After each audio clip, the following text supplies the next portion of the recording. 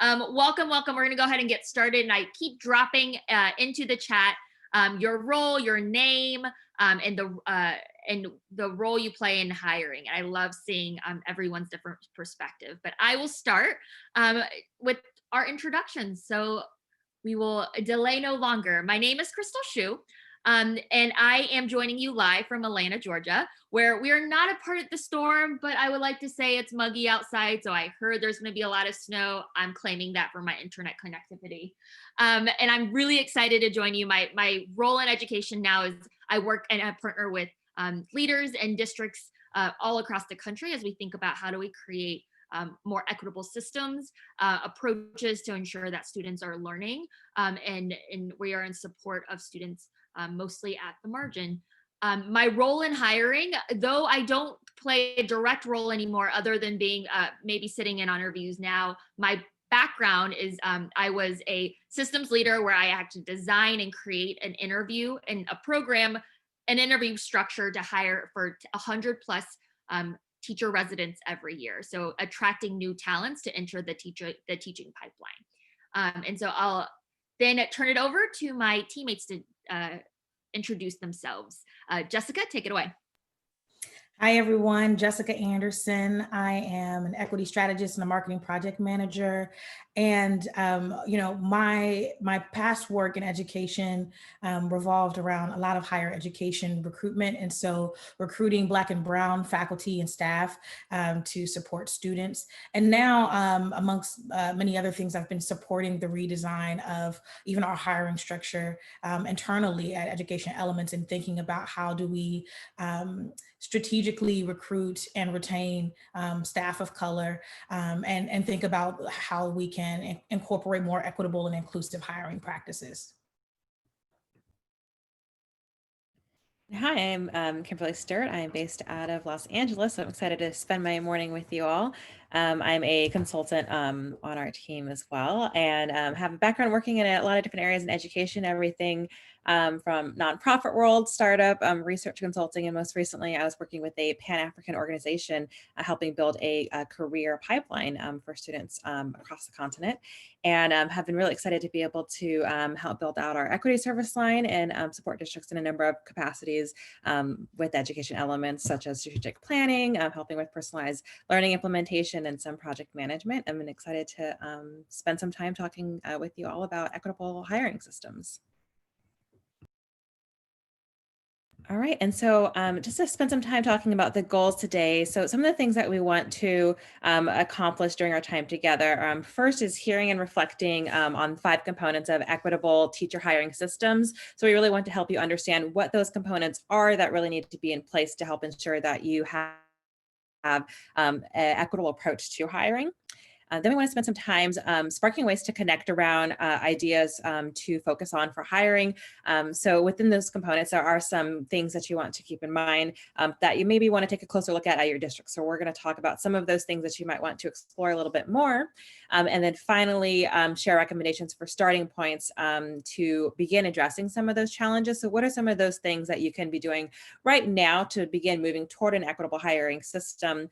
So talking a little bit about some of those longer term goals with sparking ways to connect, and then looking at what are some of those smaller changes you can make to have immediate changes. Awesome. Thanks, Kim. And so a little intro to Education Elements, if not just a sharing of why the 3 of us are here with you today. We're a national consultancy that partners with school districts and organizations to co-create solutions because we believe that our landscape is ever evolving, if not ever prominent from the last 10 months. But we also know that solutions cannot live in silos.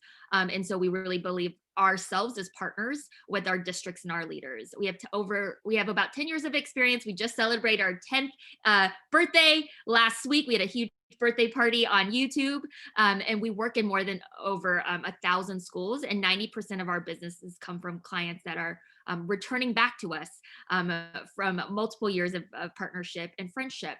And 92% of our attendees find our workshop really effective. While these are the numbers that may tell a subset of the story within Education Elements, the other subset is that we are a group of teammates that have an assortment of backgrounds, right? So it's not just limited to education. Just with you today, you see the diversity of our experience between Jessica, Kim, and I. And so I would say, between the three of us, we could probably give some tactical examples of how our work have impacted how we think about equitable teaching hiring practices. And so please throughout, drop your tactical questions into the chat. We're gonna have natural stop points where we would love to take a time to answer specific questions, right? So I see school leaders, I see district leaders who are working on the hiring practice. We could all align. We see HR specialists, we see executive directors. So we know that your contexts are different and we want to have the time to be able to answer those questions. Awesome. So as we get into this work, I wanted to take a moment to share our definition of education equity, because it's really the basis for how we think about equitable hiring practices, and in all of the content we're going to get into today. And so we define educational equity as the recognition that barriers that marginalized students face are due to deliberate actions and biases, and consequently that requires us to dedicate a greater amount of resources to remove them. It's an acknowledgement that different students have different needs in order to thrive, and it's our responsibility to tailor our approach to supporting them. And so we see this having profound application, not only for students, but also for teachers, for staff and leadership, because we recognize that underrepresented staff members and faculty face a variety of challenges in the workplace and in the education field at large, and that hiring is one major system that can be redesigned with equity in mind. And so, if you've been following our methodology around moving towards more equitable culture and systems, you're likely familiar with this user journey. So, it first begins, or what we recommend is that you first begin with starting with yourself, reflecting on your own personal biases, your power and privilege, and consequently ceding power. And at a systems level, that often looks like a systems inventory of some sort. From there, you connect with the challenge to understand the experiences of those on the margins. And using that information, you then work to include and elevate voices of marginalized stakeholders to create prototypes to address inequity in your community. And so for what we are discussing here today, we are really speaking to step zero, right? Taking a look at the current state of hiring systems and the ways that we can spark small but feasible changes to begin to address inequities. And so as we think about we're going to introduce you our inventory process of if our partner were to ask us to say, help us figure out how to create more equitable hiring practices. But we always start with the mirror before the magnifying glass. We're providing the mirror and the magnifying glass. Oftentimes people jump into action as we think about the actions that we want to take because this work is urgent and we want to create the change. We always want to start by pausing, saying, let's start with taking a mirror up to ourselves as individuals, but taking a mirror up to our organization, our system, or even our teams before we try to put the magnifying glass to figuring out what are the problems of practice that we want to solve for. Because we want to make sure that all our partners and anyone engaging in this work knows that it is not about the scale in which we create change, but around how you create change to purposely identify the biases, the assumptions, the power, the privilege, and the invisible systems. And so throughout today, you'll sort of hear us go through this process of here's a mirror, here's a magnifying glass, and our inventory is a process to hold it up for our partners. All right, and so this guiding question for our webinar today is how might we attract and hire more diverse talent to reflect our student population? This is a question that we see come up with a lot of districts who have this sort of top of mind. They really don't know how to even get started. So we want to spend some time generating ideas and talking about how we work with districts to create more diverse talent pools, what you can do to begin making some of those micro shifts in your hiring process to move toward a more diverse talent pool. So really this is going to be sort of at the forefront of our discussion today as we move forward and talk about some of these challenges that you might face and some potential solutions to address these challenges. And so as districts came to us and say, how do we attract and hire more diverse talents? I think this is also a question that Jessica, Kim, and I have had self-reflective moments from our past experiences, and even now within our work in education elements. And what we're about to take you through is a self-reflection process. You could take a second and you could just listen and just hear our share out of a way to think about this approach, or you could, if you have paper and pencil, just take some notes and do some reflection throughout. And so how we think about a really equitable redesign for hiring practice is, this is not new, it's the pyramid, but we think about it a little bit, maybe a little bit differently. We say to people, when you think about a system, oftentimes anything that you can list out off the top of your head are things that are above the iceberg. Those are the things that we see, we feel, we hear, that we don't really need to like get others to realize that this is a problem or something that is above the water that we need to address, but these are the very overt aspects of our system. And so within teacher hiring, it might be aspects of our teacher demographic does not reflect that of our student population. It might feel like the attraction of your talent comes from a single source. It might even come from attrition levels, right? It might come from HR onboarding process of, you may see huge differences in success within the first year. Those are the things above the water. Then in every system, every district, every state, and every region, we call it the water line. So this water line looks a little bit different depending of where you sit. And everything that is underneath the water that is still about the iceberg are things that what some may see, feel, and hear, but is not yet of the collective, right? So you may see it as a leader. However, you may feel like you're trying really hard to bring others along, and you hear people say, no, that's not an issue, or that's not something we can focus on, or no, that doesn't connect to this. Everything below the waterline may be what you're feeling an emotional burden or emotional toll of addressing. And so as we think about hiring, we started reflecting of like, what are those below the waterline, under the iceberg aspects, where covert aspects of hiring that you might have a hard time addressing within your seat. Maybe you've seen it, but you haven't seen your teams understand it. Things like viewing equity as the holy grail, or viewing like, if we just hire more Black teachers, right? You might hear people say that. You might see things of people not understanding how to use the cultural strength of people of color and how to elevate that within the hiring practice. You might see that people are still perceiving Black and brown men as threatening or not a right culture fit.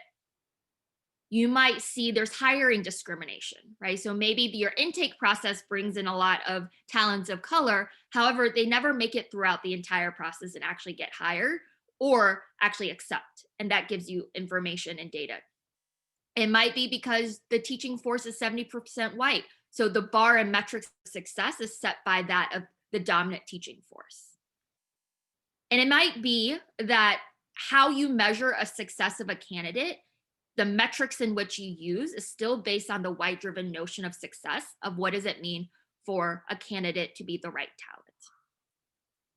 These might just be some, there are a lot more, but this is naming that if you truly want to redesign systems, what's below the waterline or under the iceberg are these covert aspects that are keeping equitable hiring practices from taking form.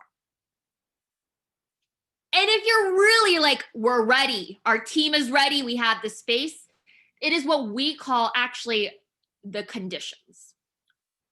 You could actually be thinking about everything that drives the system that is not the actual iceberg itself, but the conditions of the water temperature, the air, the amount of sunlight, everything that is keeping it okay for these iceberg to maintain its size, or to melt at the slow rate that it might be melting at. And so for us, you could address below the iceberg, you're still making for change, but true equitable redesign for hiring systems, where any system is around changing the condition in which it sits. And so even as we think about this notion of the iceberg, there are 3 common trends that we often see for how school districts and organizations respond to this iceberg problem.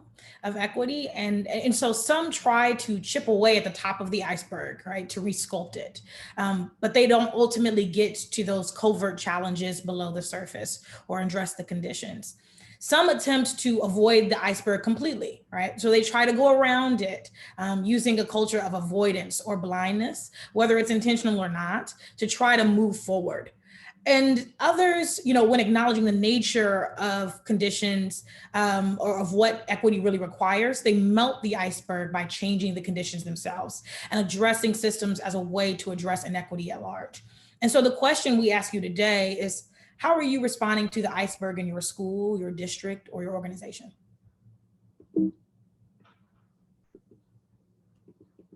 All right, and these are some of the challenges that districts often encounter as they're moving toward building more equitable hiring systems. So one challenge is that often districts do really want to have a more equitable hiring pool, but struggle to move toward practical changes. This can happen for a number of reasons. Maybe a skills gap, it may be that the districts experience a financial burden, so it's harder to make those long-term commitments to redesigning their systems.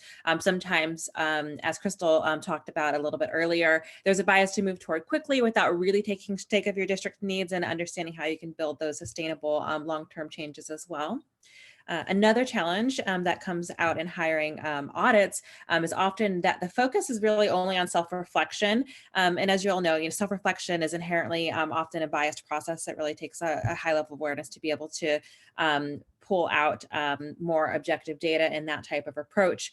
So therefore, often you're only really uncovering surface needs. So it really takes a more thorough process to be able to understand what some of those challenges are that your district faces. Another challenge that comes to light often is that equity is really a long-term goal. So it's not a one and done kind of challenge. So it does require sustainable change. But often what happens is districts and even stakeholders are really more focused on seeing immediate impacts. They want to be able to say, I did this and there is immediate change, and I have a more equitable hiring system now, but it's really not about that, right? It's about making those micro changes and building out a long-term plan to have a sustained impact, as opposed to having those more, or attempting to have more immediate changes that perhaps are more obvious in the shorter term, which can actually at times hinder having a sustainable impact. And then lastly, it takes a high degree of awareness and readiness for leaders within systems to recognize that equitable hiring systems is really no small task. It does require sustained commitment, particularly at a senior level, for those leaders to be committed to long-term changes and to sustaining this more equitable hiring system and building out a process that will ensure the district continues to build on creating that ecosystem of a more equitable hiring process. And so we're going to do our first pause point. We've given you a lot. We see that people are asking for the slides, and we just dropped the slides in the chat, and then it will also be sent out when you get the recording of this webinar. We want to just play you about 45 seconds of a song, and we would just love to hear in the chat if you can just drop in which challenge do you think you sitting in your current role your district is facing as in wanting to redesign how you think about hiring for more equity. So just take a time and just send out the challenge. You could either say the color, you could be like the yellow one, the green one, the blue one, the red one, or you could actually just share the challenge that you're reflecting. So listen to some of the lovely music of our music, and then share out in chat. Love it, Heather. You and I agree. I love my Sharona as well. Thank you for those who are just dropping in the challenge. Keep dropping in. Let us know what you're thinking, and this will help as we share out. And so we agree. We see all of these challenges living across districts, and not even districts, but organizations across the country. And so when we think about designing how we help putting a mirror in front of our districts and partners around this hiring inventory, we have 5 pieces. We know that as we think about creating the inventory, as we know about holding up the mirror in front of our partners, it has to be holistic, and it can't just be within like, all right, we're not getting the outcomes we want, so let's think about the outcomes itself. And so our hiring inventory is designed in 5 major areas. And so you could be taking a second and think about which of these areas have you had conversations around, and or areas that like are like, we actually never maybe talked about. You could also be dropping into chat like which one you think might be your starting point. And so we want to name that once we do this hiring inventory, we don't say for a district, you need to tackle all of them, right? And the idea is because if you have a finite amount of time, people, and resources that you're able and willing to commit, trying to tackle everything is trying to tackle nothing. And so we ask our districts we prioritize like, okay, based on what we're seeing, we think here's where you start. So be doing that for yourself as we share the pieces. So the pieces of the hiring audit or the hiring inventory includes marketing. So for marketing is really asking what platforms, relationships, and partnerships do you leverage to advertise your positions to a diverse audience? What is actually, how wide are you casting your net? Or are you just advertising and marketing in a place that is only exposure at the highest percent for a certain population? The second one is around intake. This is one that we see is like, what data insights do you actually have and robust data points you have into your approach to sourcing and interviewing candidates? How do you identify opportunities for sourcing diverse talent pools? And how do you think about your entire intake process? Because maybe the process is not your marketing, but your intake. The third one is around the actual process, right? What is your approach to creating a hiring practice that promotes diversity, that creates inclusion and opportunities for potential equitable recruitment of talents? Meaning, is your process only upholding the norm of success to one certain group? If so, then your process will actually never get you to the other side of maybe diversity in your talent pool. The fourth one is around financials. This is one that is often missed, but what monetary inputs do you put in as a system, as a district, to attract talents? What is the cost of a talent of color to accept a job with your district and make the move and transition? And what are the financial barriers to not accepting a job? I remember when I was interviewing over like 500 residents into their transition to teaching, people would not accept jobs, but only when I started asking the question, why, did I realize some of the barriers were they actually can't afford the move. So it's not the actual job, but they don't have the financial ability to move to my state, in my city of Atlanta, get housing, and be able to wait for that first paycheck. So they actually can't accept this job, not because of the job itself, but because of the financial barriers, as well as the financial barriers of preparation programs, right? The fees of testing, et cetera, et cetera. And finally, communication. What opportunities do you take before, during, and after the hiring practice to communicate your values, your opportunities, and your offerings to potential applicants? These are sort of the 5 areas that we look at as we think about a holistic hiring inventory. And in the next part of our webinar, we're going to dive in a little bit deeper into each of the 5. But just want to pause here and just see what are questions, what are thoughts you have, and drop it into the chat. You could also connect with us on Twitter. So Kim, do you want to give us some directions on how to connect on Twitter? Yeah, absolutely. So you see Crystal and Jessica, their Twitter names there. So we have that hashtag hire with equity. So if you add us with that hashtag, we can see your shout outs on Twitter and connect with us there. We like to try to engage in social media, engage in different ways as well. So chat is one way, social media is another, and we'll have our emails as well if you all want to connect with us in whatever way you'd like. But for Twitter, that hashtag hire with equity, and we'll see your comments. Thanks, Kim. And just to see a few questions, and I'll just open it up before we sort of move to the next section. I see one is, should we start there? So the inequities start at the teacher preparation program level. Should we be starting there to guide our work within our district? Jessica or Kim? You know, I have clear feelings about teacher preparation. That's why they're both looking at me. There's so much to think about teacher preparation. And if I were to take it back to the marketing, the intake, the process, the financials, and the communication, as you think about, I see more and more districts now than 5 years ago or 8 years ago when we were working on residencies to do like grow your own method, right? There's so many aspects of that redesign. The wondering is, often one of the things I realized is in some teacher preparation programs, they had a GPA cap. GPA cap was actually keeping out a lot of talents of color based on the experiences of interacting with higher education of our talents of color. There are caps around career changers. Do you have a difference in interview process between recent graduates and career changers because their strengths and what they can be, the strength that they can be elevated without a hiring process is very different. So is it a one size fits all hiring practice? The cost, yes, is definitely another one. The cost of teacher preparation programs can actually our talents, our diverse talents, be able to have a cost of living that allows them to afford both and be able to sustain a family, right? And so there's a lot of aspects around that. Any other questions? Feel free to continue dropping in. Jessica and Kim, any other thoughts before we move on?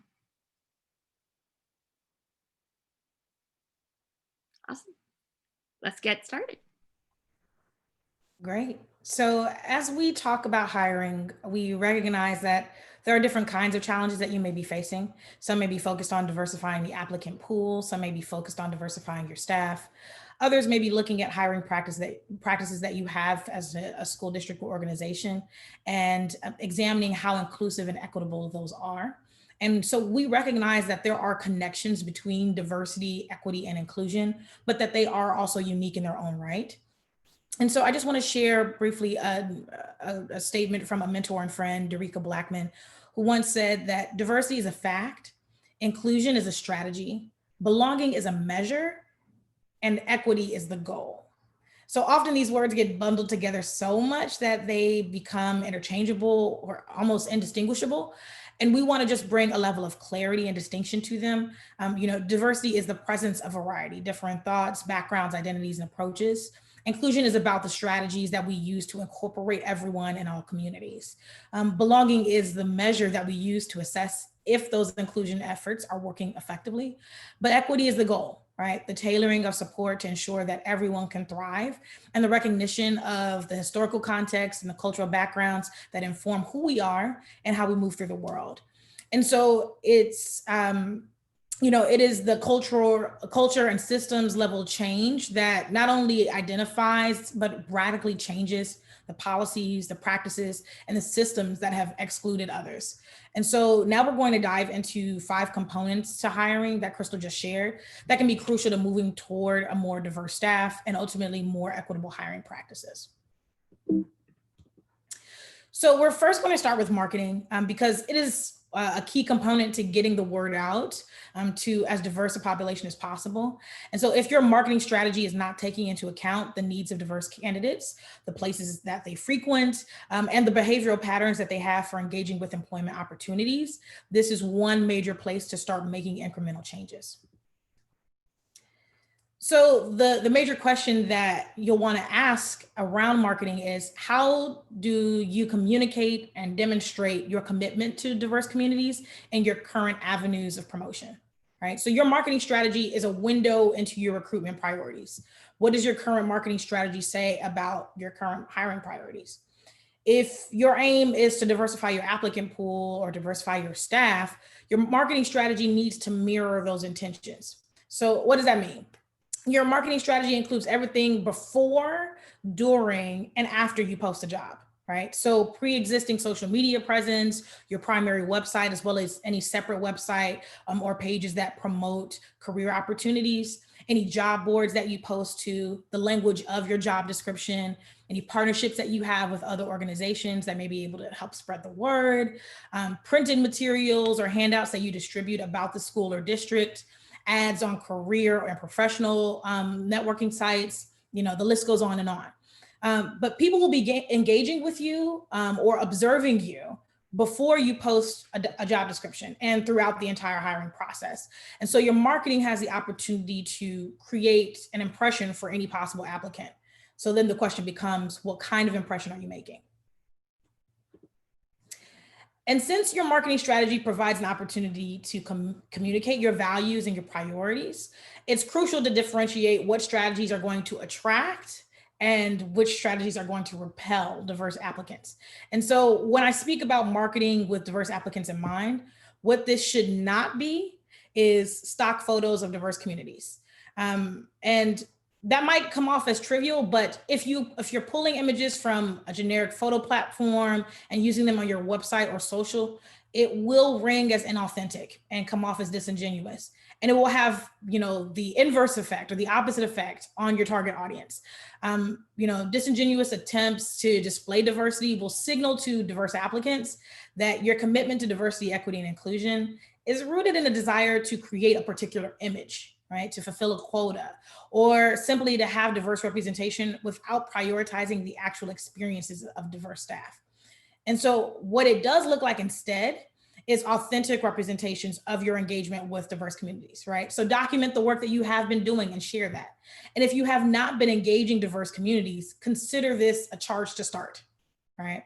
So if you're looking to diversify your staff, you have to be taking into account the kind of experiences that they will have once they're hired, right? They'll want to see that you're engaging with the communities that they come from in thoughtful and intentional ways.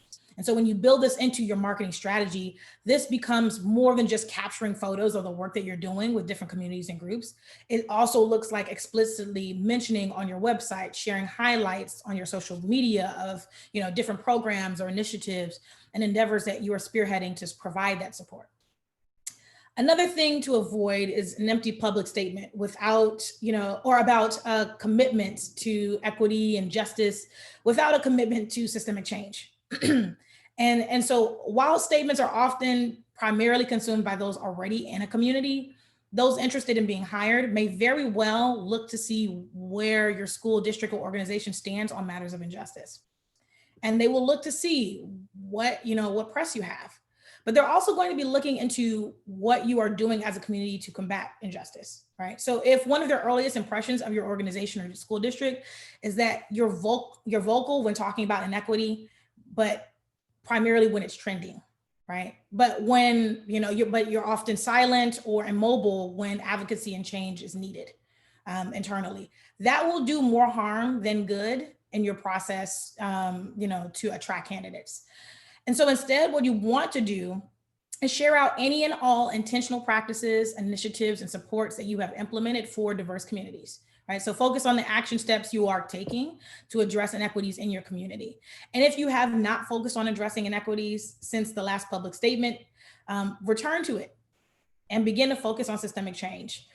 If your community released a statement of solidarity, perhaps with George Floyd, Ahmaud Arbery, Breonna Taylor, or other Black lives lost during this year, but you find yourselves in the same place that you were in internally before Black Lives Matter protests resurfaced this summer, put it back on the table in 2021.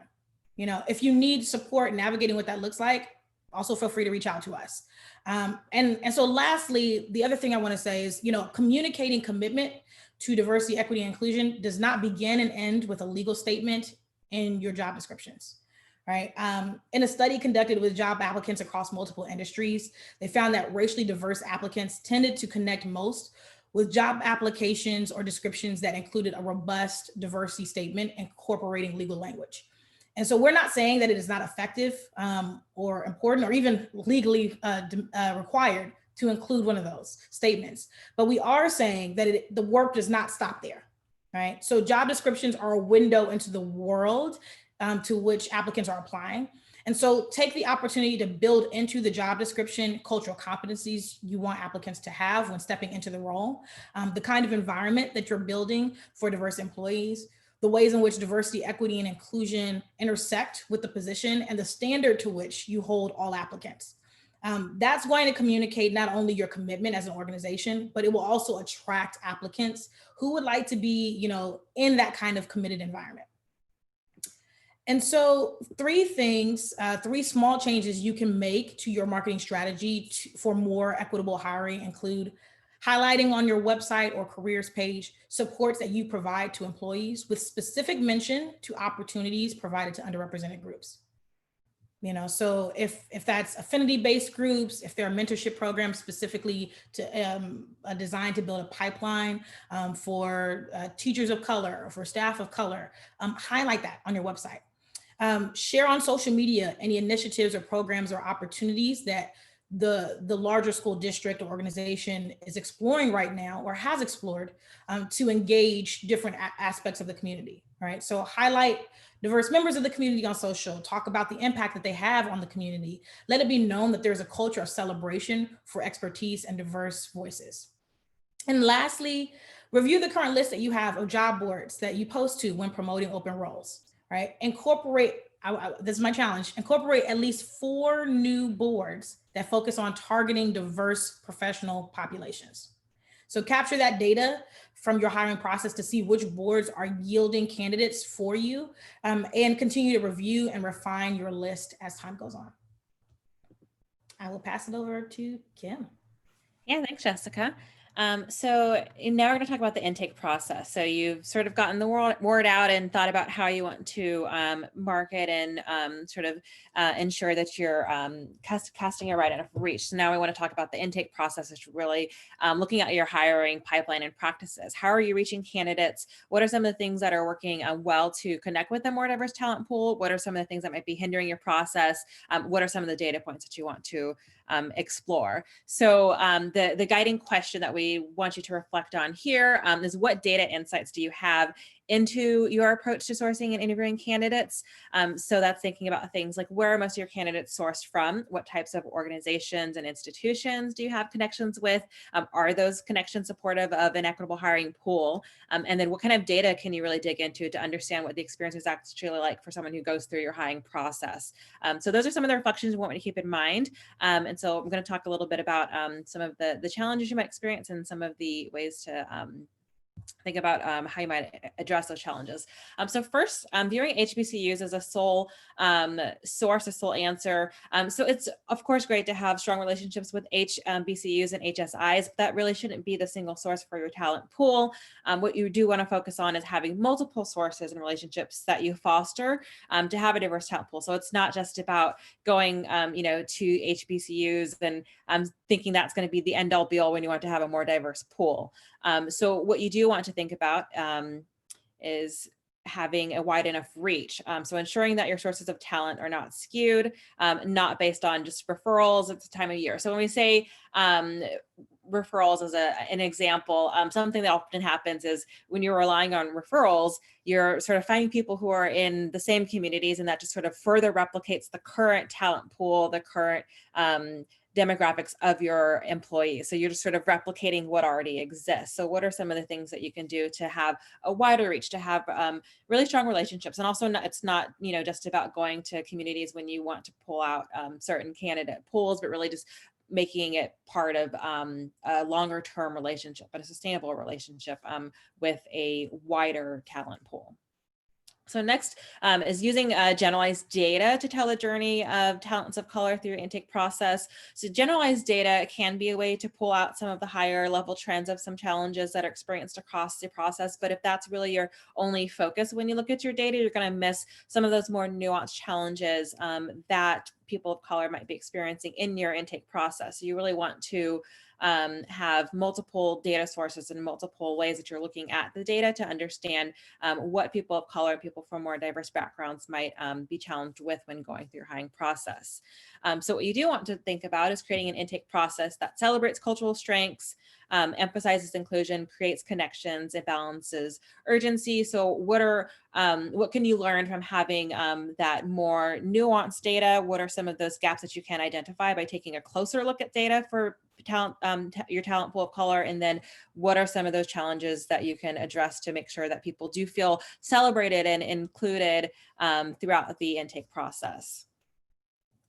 And then lastly, the challenge, waiting for talents to come. So this mentality that, we have our jobs posted, anyone can apply and are welcome to, be part of our recruitment process. So thinking that, we've already done our job there, but really it's not about waiting and expecting that you're just going to naturally have that talent pool, a more diverse talent pool apply, but thinking about who are the people who are on the hiring team? What are some of the processes that you might want to address to have a more equitable experience, something that's more amenable to a more diverse talent pool? What are some of your policies that you want to examine a little bit deeper to make sure that everyone can participate and everyone feels supported and included and celebrated throughout the process? So again, shifting your mentality from doors open, anyone can apply, to what can we proactively do to make sure that everyone does feel invited. All right, and so some of the things to consider with the intake process is specific data. So those might be things like, how long does that process take from start to finish? What is some of the feedback that you've received from people of color? What are you finding about the data in terms of people who are hired, people who are not hired? Where are most of your candidates being sourced from? So there are lots of different things you can examine, but the idea here is that you do really want to have a process where you are looking, you are very reflective and looking at specific data to understand what are those challenges that you can identify and begin to build out systems and processes to overcome those challenges. And then next is the unchecked structure. So thinking about things like, who is on your hiring committee? Is it representative of the community, your community at large, your stakeholder community? Who do you want to include, whose voice is typically not amplified in that process? And then what about your referral process? Is that just contributing to sort of reinforcing this some inequitable systems? Is it hindering equality? What can you do, within that structure to ensure that everyone feels supported? People are being brought into your hiring community that is representative of your community at large. So just thinking about what are those things within your hiring structure that you can begin to address. And then lastly, with communities, and that kind of goes back to the conversation we just had about HBCUs, but what are the relationships that you currently have in your community? Do you have relationships that are fostering a more diverse talent pool, and not just talent pool again, but having more inclusion across the board in your community? How are you engaging communities in meaningful ways, not just when you're looking for candidates? So thinking about what can you do to ensure that everyone feels welcome and really does feel part of your community. All right, and so now we're going to talk a little bit more about the specific processes that you might want to examine within your hiring experience. So the question that we have as a focus here is, what is your approach to creating a process that promotes diversity, creates inclusion, and creates opportunities for potential equitable recruitment of talents? So some of the things to think through here.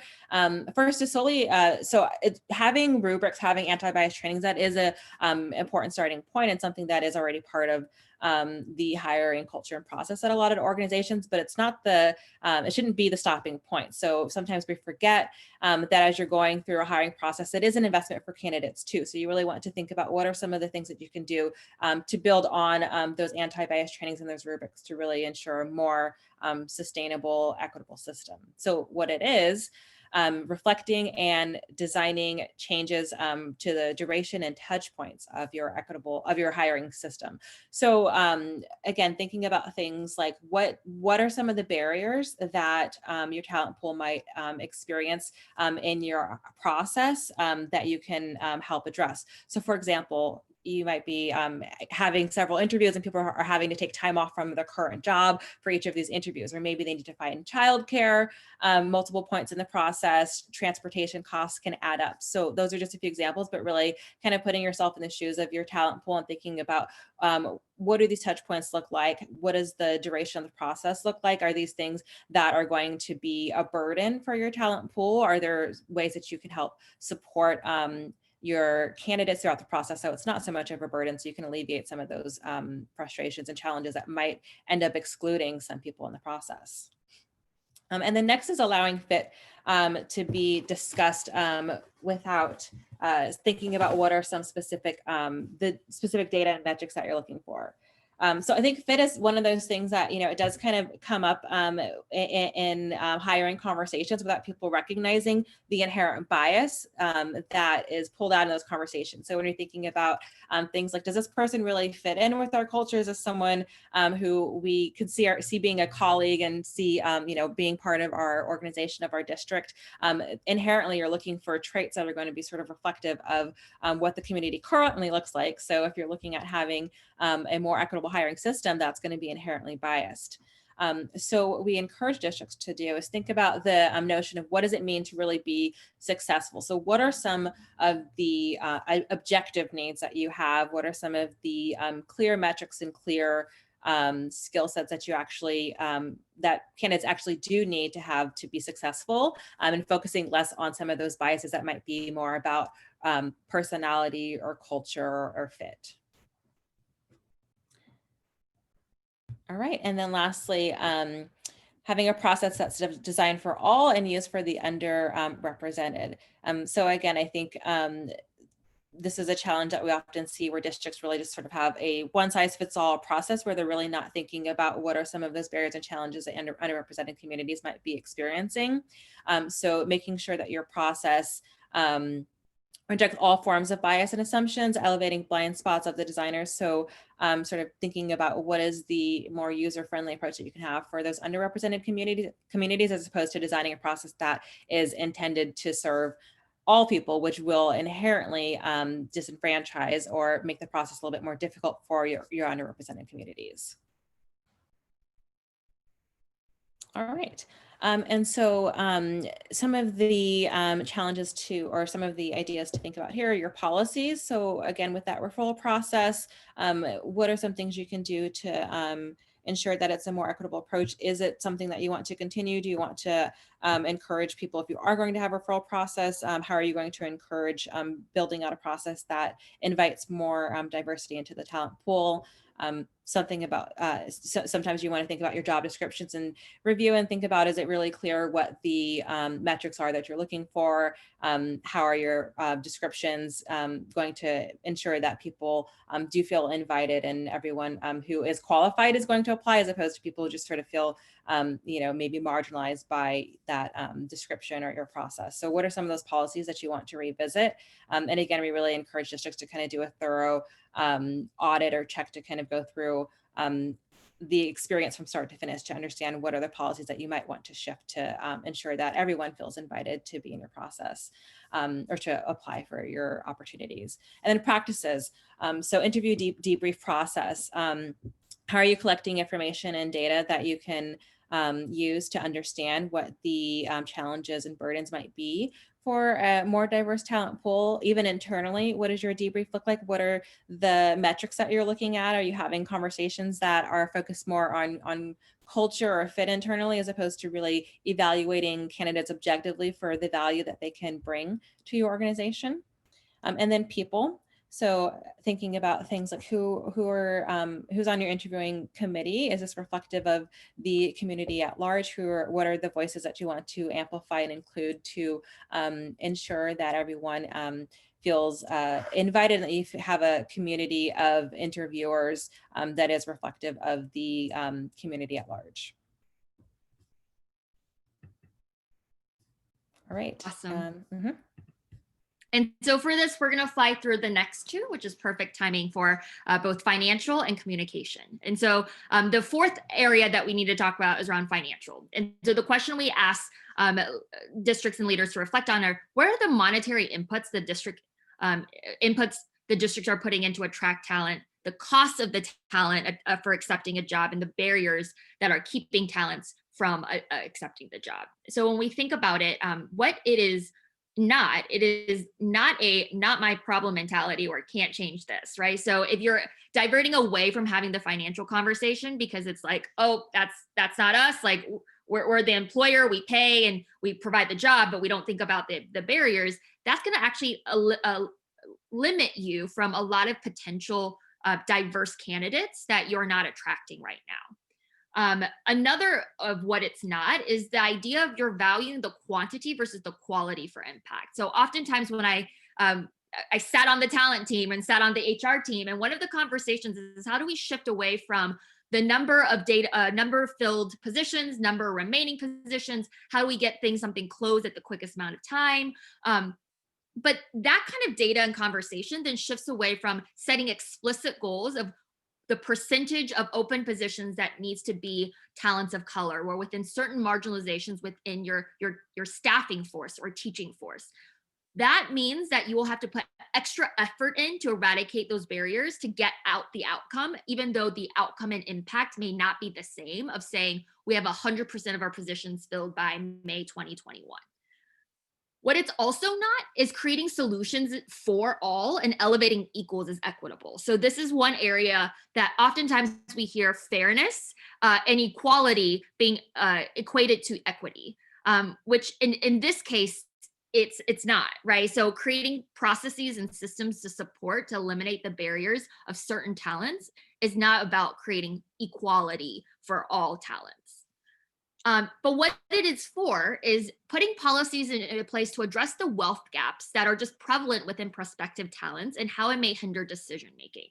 The examples I give is oftentimes if you have reallocation or a relocation fund to support moving of talents, like are they distributed equally regardless of the context in which they need around how the duration, the length, the distance of the move or their needs? Or is it more of like, we have a policy, everyone gets $300 and that's all you get? Or what do you even have policies around addressing wealth gaps that we know is between our people and our talents of color? The second one is acknowledging and then addressing the social emotional needs of your whole adult perspective of the hiring experience, or the moving experience and or the intake experience. So making sure that your financial inputs into this talent pipeline is not just in the people of your team, not just in attending recruitment fairs or posting on boards, but how do you create an experience for the talent where they get to experience their whole needs being met? A full day interview. Do you provide lunch? A whole day interview. How do you provide the needs of teachers beyond like having them come in and do a sample lesson? But how do you provide them interactions with other students, with other staff members, with own reflection time, and so many other things? Are you wondering about the candidate's experience that is about not just what you need, but what they need in the process? And that requires financial contribution and commitment. And the third one is how are you collaborating with stakeholders outside of your districts or within your system to help with the barriers, the financial barriers that sit? So for example, how are you working with teacher preparation programs about how they're charging your prospective talents? Example, one of the hardest things is moving certifications. I've had to move it across a few states. It is probably the hardest things to navigate. And how do you eliminate those barriers? Or for new career changers or for recent graduates, how are you working with helping them maybe create a scholarship or even upfront, like we'll pay for one cost of testing if you like pay it back after the first paycheck? What systems are you putting in place so that cost, something that people really have a fear of speaking up around, is not a barrier that is a hidden invisible barrier? And so some of the things that you can start doing, actions to take, so remember we're just saying start small, start in one, is start examining your partnerships. Are your partnerships only in the intake process or in the marketing process? Do you have a continuous partnership within the first 90 days of a talent joining? Partnerships with apartments, partnerships with testing entities, partnership with banks, partnerships with utilities. The partnerships expand, and that gets into the whole adult experience. The second thing you can start thinking about are programs. Do you have the right programs in place to actually allow for financial barriers to be eliminated from policies and et cetera? And finally, providers. Are you the sole provider? If so, you're probably limited. So what are the different providers within your community?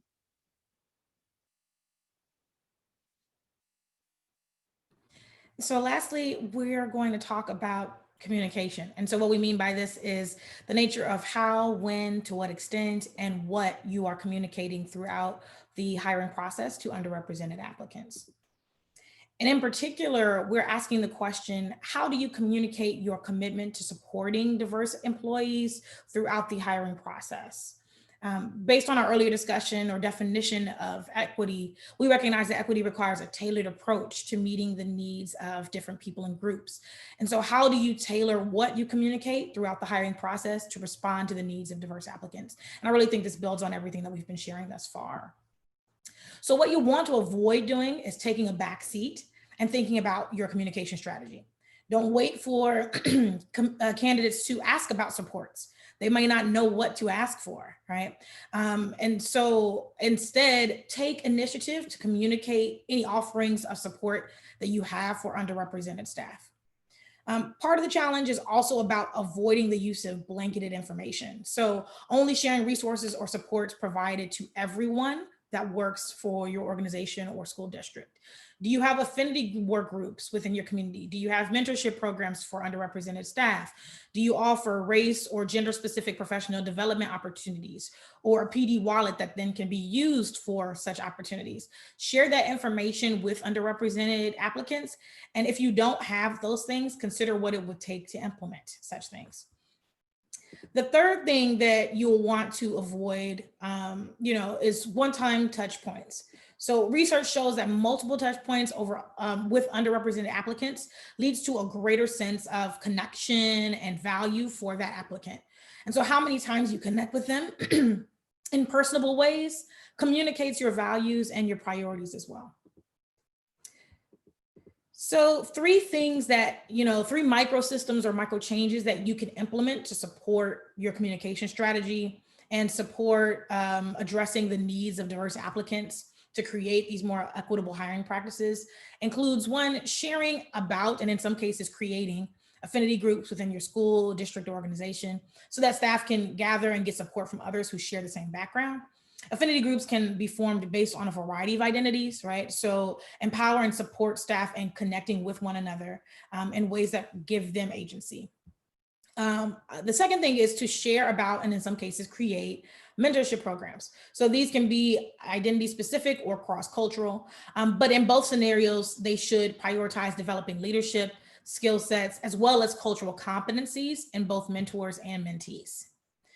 And the third is, we really want to encourage informational interviews or at least one open conversation for underrepresented semifinalist candidates with current staff of similar backgrounds, right? So in a recent search I just co-led, we made sure that every Black candidate who made it beyond phone screenings had an opportunity to connect with a current Black employee from our organization, right? So as applicants move forward in your process, how can you be sure to connect them with current staff who can speak to the experiences of moving through your school district or organization as someone of a shared background?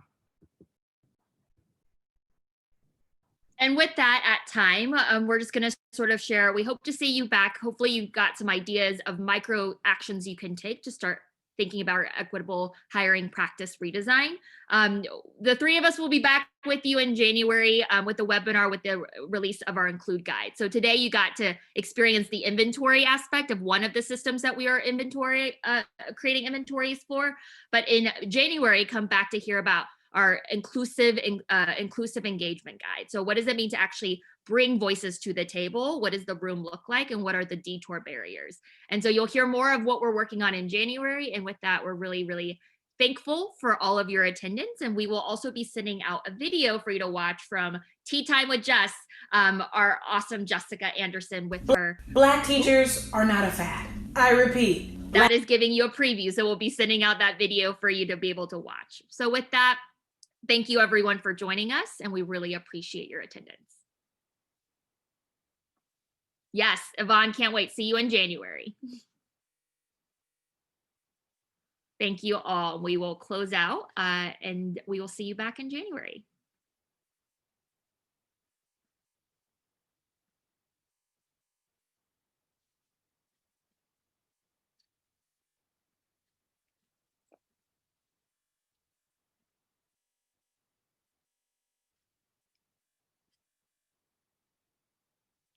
Thank you, everyone. Look out for the email coming from us with the slides and recording, and keep on connecting with us as you have questions. We could do it on Twitter. Bye, everyone. Have a great day.